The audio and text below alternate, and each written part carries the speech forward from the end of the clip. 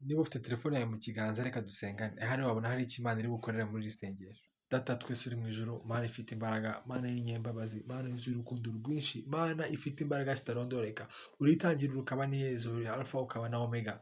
Turagushimiye ko wabanye natwe kuva mu gitondo ukaba tugejeje amagingo atugejeje ku mwuka w'abazima. Turagushimiye ko wabanye natwe mu bihe byatambutse. Hari ibintu byinshi mwami ducamo buri munsi ariko wabaturinze. Hari abakora amasida, Mana duca mu nzira nyinshi mwami twahuriramo n'ibibazo ariko ugakomeza ukaturinda. Turagushimiye mwami, duciye bugufi ngo utubabarire twese dutunganye ibyo twakoze bitagaragara neza mu maso yawe. Turakwinginze kugira ngo ubaye natwe akanya rero, turakwinginze kugira ngo wumve gusenga kwacu, turengere utwiteho data we. Hari ibintu byinshi dufite mu mitima yacu tukuzanaho, hari ibyifuzo byinshi dufite mu mitima yacu, turakwinginze kugira ngo bisubize kuko uri Imana igisubiza amasengesho yacu. Turakwinginze kugira ngo aka kanya ugire ibyo urema mu buzima bwacu.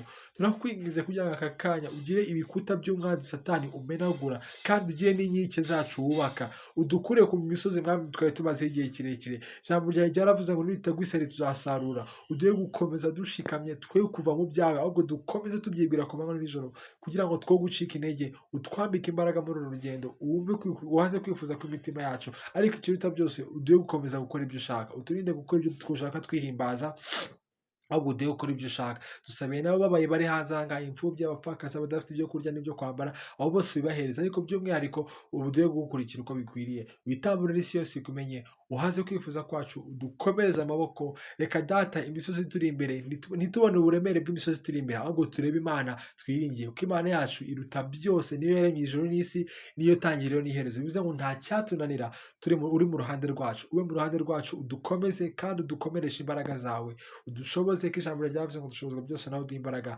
Uduhe guca mu bikomeye kandi uduhe kukwizera, kuko utizera ntibishoboka ko yakunezeza. Uduhe kukwizera kandi udukomereze amaboko yawe byose. Mbisabye mbizeye mu izina rya Yesu Kristo w'i Nazareti. Amen.